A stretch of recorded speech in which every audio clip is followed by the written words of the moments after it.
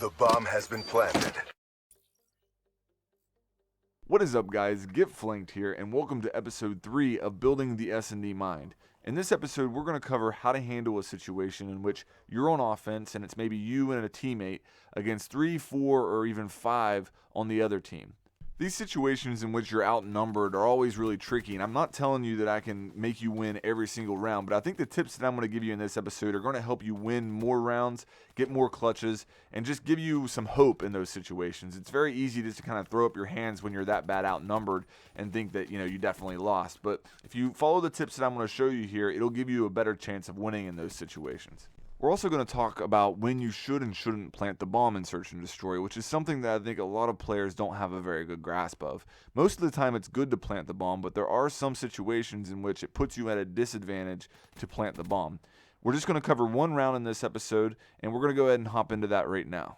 So as you can see, we're on offense on Aquarium, and I grab the bomb right off the get-go. And normally I like to rush middle on this map, as you guys know, but whenever I have the bomb, I try to play a little bit more conservative. You don't want to die in the enemy spawn with the bomb. So instead of going all the way through the middle, I just kind of checked it there, and now I'm running back out to head to one of the bombs. So I decided to go to the A bomb, and I make that decision based off of what I saw off of my UAV. It looked like there was least resistance over here. Now, as I'm making my way to the bomb, look at the players alive, and you'll notice that it's 2 of us against 5 of them. And I'm kind of in my normal mindset here of I need to plant the bomb. But this brings us to our first key moment. Like I said in the beginning, most of the time, planting the bomb is a good thing. I usually try to plant it as fast as possible into the round. However, when you're outnumbered like this drastically, it puts you at a disadvantage. It's going to allow the enemy to focus on one area of the map. If I don't have the bomb down, they've got to provide coverage to both bombs, and they don't know where I'm at. Once I put that bomb down, they can zero in on that area of the map, and it gives them an advantage.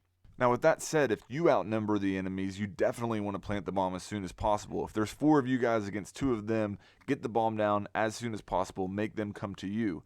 Now, in this situation, they outnumber us. We have plenty of time on the clock, so I decide not to plant. I actually get up and start thinking I'm just going to go and try and hunt them down. And because I didn't plant, I can actually play the role of hunter versus the hunted. And there I pick off my first one. Now, my teammate does a pretty good job in this situation. I think he ends up getting 2 of them, but he stays still, and he ends up getting killed. What I like to do in these situations is move around constantly. Obviously, I'm wearing dead silence, which is very important, but you have to keep changing your angle of attack. You want to keep them guessing on where you might be coming from. Every time you kill somebody, they're going to see it on the map, and they're going to try and think of where you're going to be coming from based upon that information. And what you have to take advantage of in these situations, and this is very important, the opponents are going to be focusing on the 2 bombs. They're trying to catch you in the act of planting.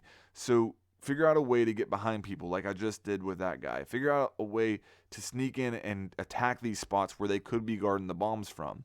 So I just killed that guy, and now, again, I'm changing my angle of attack to try and move around. Obviously, I know I'm getting very close to the end of the round, so I have to plant. But at this point, it's 1v1. We're back on an even playing field. So the next key moment here. It's really easy to get in a hurry when you're planting the bomb in these situations because time's running out. You want to get the bomb down before they kill you, and sometimes you just throw it down and don't think about where you're actually planting it. But take your time in these situations because where you plant the bomb is going to set you up for success when you're trying to defend it. I have a couple videos in which I talk about plant spots and show you where to plant the bomb and then where to go afterwards. But on this map, this is one of the spots I like. I know I need to plant it on this side of the bomb in order to view it from the spot that I like. So you're going to see me plant right now, and then I'm going to head over to the spot that I've used before and that I've had success with. The reason I like this spot is because unless they come in that door, which is right beside me, and check this corner, I'm going to have the advantage in pretty much any other direction they come from. And that's a good situation to be in when you're guarding the bomb. Now, you can notice if I had planted the bomb on the other side, I wouldn't be able to see it from here, and he could be over there defusing it, and I wouldn't be able to see it. So that's why I say take your time. So here in a moment, you're going to see him come into view right beside where the bomb's at there, and that's going to take us to our next key moment. In these situations, it's important that you remember that the opponent has to defuse the bomb in order to win. Even if the opponent kills you and doesn't defuse the bomb, you're still going to win the round.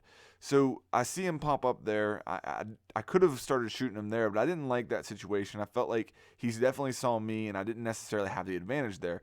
So you're going to see me just kind of move to the left, get behind this cover, and try and get in this gunfight on my terms instead of on his. And it works out. As you can see, I move over, he walks right into view. It's an easy kill. So I hope you guys enjoy this. Hopefully it'll help you get more clutches and have more success in these situations.